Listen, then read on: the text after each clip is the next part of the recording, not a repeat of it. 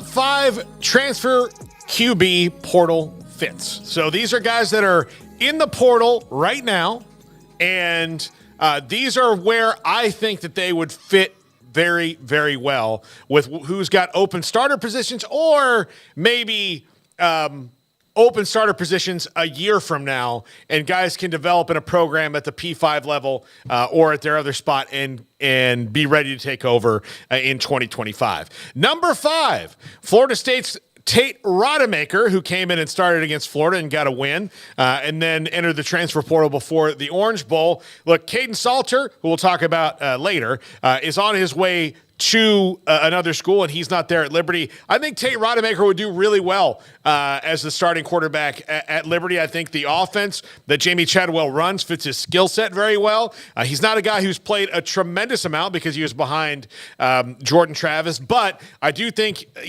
given time and being the starter and playing at the G5 level, Tate Rodemaker could be very effective for Liberty, and I believe he's got 2 years left of eligibility, so that would be something that could be good for them. And I don't know, where he's visiting, where it's interested, but I do think that Jamie Chadwell could do well with Tate Rodemaker, who is mobile and has a pretty decent arm and all that. Do you think Tate Rodemaker could have thrown for 117 yards the other day versus Michigan? Listen, the over, I would have set the over at 120, so yeah. Yeah. I think he could have. I felt bad for him the way that was all kind of handled. Well, I mean, and it's just like, if you're Tate Rodemaker, basically the committee said, yeah, it's this kid's fault. Yeah, this dude sucks. No, I mean, that's not what they said. But I mean, in so many ways, you could take it that way. You could take it that way, yeah. You could take it that way. Yeah. Oh, his first start was a rivalry game on the road, which he won by 15 points. And by the fourth quarter, he was playing really well. And then he didn't get the other start because he got cheap shotted in the fourth quarter. Mm-hmm. And then you're like, well, we don't even want to see what he can do. Other than that, I feel Jordan Travis and Tate Rodemaker are the two guys I feel the worst for, because Jordan Travis took it a lot on himself about well, this is because I broke my leg. And then Tate Rodemaker's like, well, now all these old dudes in a room told me I suck. You know? Well, apparently, according to there's various reports, so I don't know, and everybody aggregates, and so you're not even sure where they came from originally. But I think South Carolina was a team that he was linked to, so it's up in the Carolinas. I mean, it's a place that he could definitely hit up. But when I saw his announcement about not coming back after they brought in DJU, or before they even brought in DJU officially, but they were clearly looking at every option, Cam Ward and DJU. That was just, man, the CFP basically threw their middle fingers at you. Then Florida State turned around and basically said, we don't expect you to be the starter either. We're our quarterback hunting. So good luck to Tate Rodemaker. Hopefully he goes somewhere and has a big season and can just kind of be the one throwing the middle fingers for once, because that was a rough way to end a year where he was not supposed to be the guy, but made the best that he could with the situation, and unfortunate that didn't get another opportunity for Florida State there. Yeah, and look, I think Florida State, they're just at a point right now where I don't think they want to take the risk of what's going to happen if he's the starter next year. Oh, I get it. I mean, it's just it's how it was. But, I hate it for him, because I do think that he did everything he was ever asked to do. Yeah. And then, I just want him to have go have a good career somewhere. Yeah. Not even so much screw you, Florida State, or screw you, CFP, but, man, just go out, have some success, and keep your head high, because you really were taking it from all angles. I mean, this last month, from the CFP to your own school, while you're still sitting there trying to do your damnedest for them. So I didn't blame him for saying, I'm out of here. I'm going to go ahead and bolt and not play in this bowl game and whatnot. But, yeah, good luck to him. And Liberty is certainly in need of a quarterback, and there's going to be big shoes to fill, because Kaiden Salter did pretty much everything for them this past year. Yeah. Number 4. Jayden Maiava, who was at UNLV, I think Utah would be a fantastic fit for him. Look, Cam Rising's coming back. I know that he wants to go be a starter somewhere, but in the game of musical chairs, those might be drying up. Cam Rising also coming off a very devastating knee injury, so you don't know how healthy he's going to be. Plus, 1 year behind Cam Rising and then being the starting quarterback at Utah, and you'll probably get some reps there for the Utes. I think it's a great situation for a young guy who burst on the scene and showed that he's got some skills and an offense that I think would be good for him. But I don't expect this to happen, but I do think it would be a really, really good fit for him. Number 3, Eli Holstein, Oklahoma State. This dude was a 5-star quarterback a year ago. He went to Alabama at the same time as another 5-star quarterback.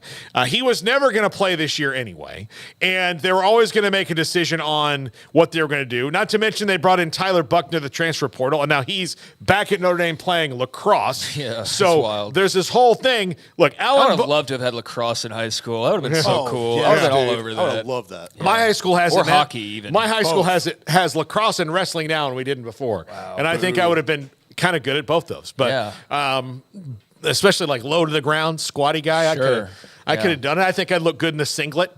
But Eli Holstein, if I'm Oklahoma State, I'm kicking the tires on this kid. I am, because here's a guy who's a 5-star recruit. He was at Alabama. He was in a log jam. Now, maybe Eli Holstein's going to go to the next SEC school he could have gone to. Well, I guess it was down to A&M. That's not going to happen for Eli Holstein now. Yeah. So that one's off the table. So I don't know where he's going to go. But just a year ago, he was one of the most sought-after quarterbacks in the country. And Oklahoma State, look, you've got Alan Bowman, who's in his 7th year. He's not been totally healthy. Eli Holstein is higher ranked than any quarterback you'd have on your roster. He's coming from Alabama. I think it's worth putting him on your roster and letting him learn your system for a year. But I understand that this is not as cut and dry as I'm making it here. I just think that would be a smart thing to do, and I think it'd be a good fit for him because Mike Gundy's a damn good coach.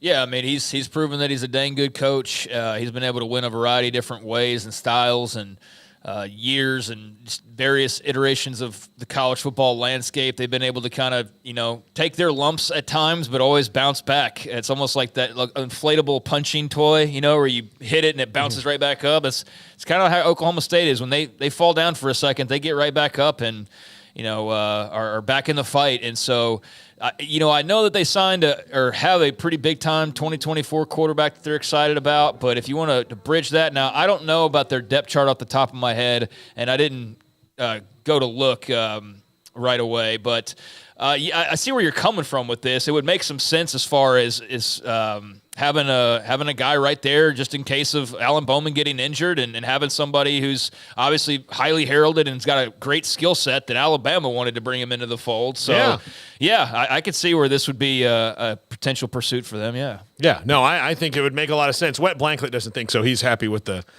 depth chart as it is. Well, you like Smith coming in the 2024 class, Wet Blanket. I don't want to butcher his first name. Maialiaki is probably close as I'll get without actually going to look at the proper pronunciation. But, a big-time player out of California that they just signed. So maybe that's part of your reasoning or who they already have on the depth chart. But, I see where your thinking is coming from with Eli Holstein. Yeah.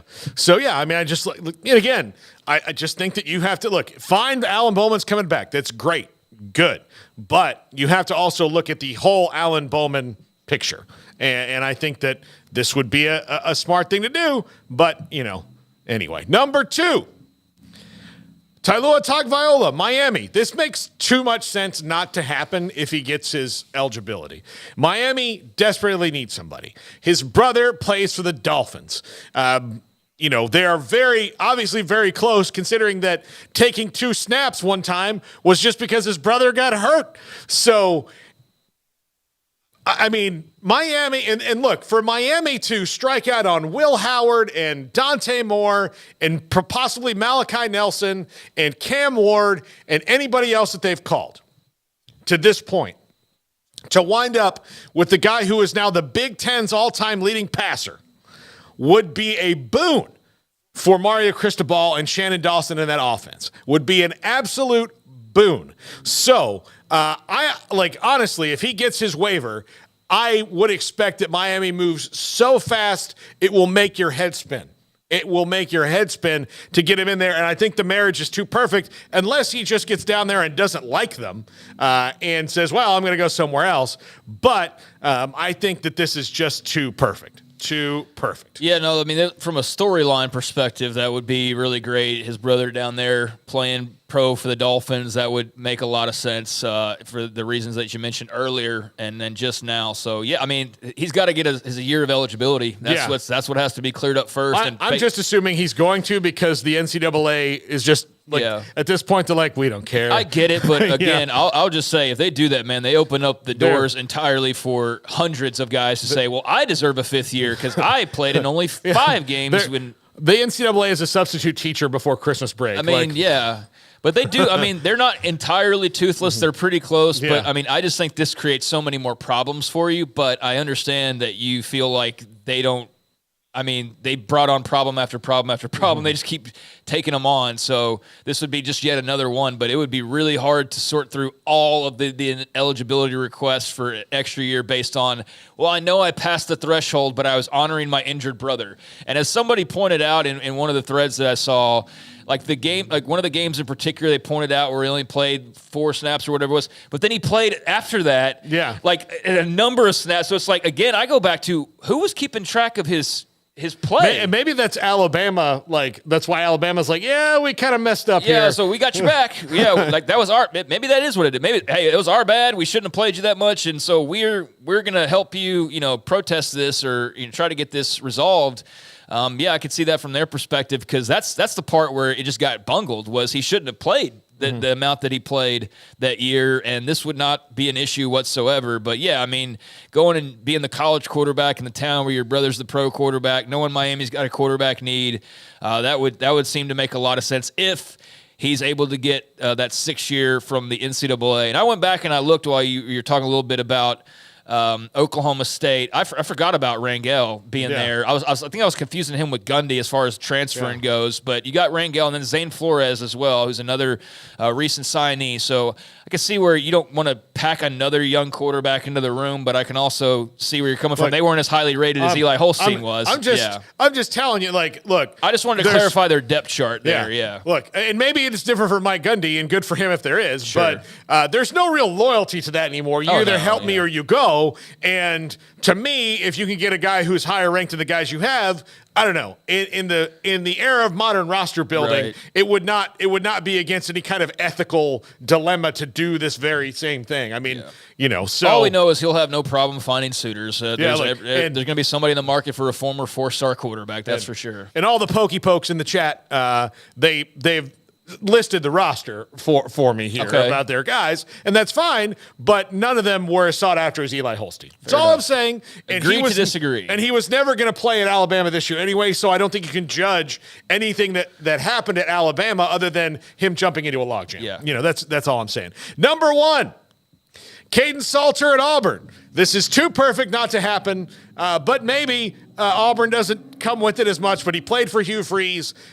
He's a guy who was in the SEC when he first got into, when he came into college football at Tennessee, ran afoul of some things. So if Auburn can make this happen, and clearly, look, if you're going to bring in Hugh Freeze, you clearly don't care about somebody's past anyway, and so might as well bring his quarterback with him, but I think this would be a great fit in Hugh Freeze's offense because it was already a great fit in Hugh Freeze's offense, and maybe can help Auburn hit the ground running a little bit more than they did in year 1 of Hugh Freeze, which was, even though they made a bowl game, a dud. Yeah, he's a really talented player. I've said that 100 times in the last 2 days, but just every week it got almost to the point of annoying because every week he had, a few hundred yards passing, 100 yards rushing, and I was just kind of waiting for Liberty to play somebody, and then they did in the bowl game. We saw what happened, but that doesn't take away from the great year that Kaiden Salter had because he was pretty much 90% of Liberty's, if not higher than that, their success there. So yeah, a really talented dual threat quarterback prospect that was highly rated coming out of high school. Tennessee signed him, so take that for what you will as far as where he began his journey. It would only make sense to, like you mentioned, wind your way back around and reunite with the guy who brought you to Liberty in the first place and in the conference that you initially started off with, and maybe get your crack at Tennessee in the process or whatever. But yeah, that just seems to make too much sense. And so I'm curious about how many teams join the fray, especially with a lot of the dominoes having already fallen. But Kaiden Salter is definitely going to be at a program like Auburn when all's said and done, and that one makes a lot of sense. Yeah.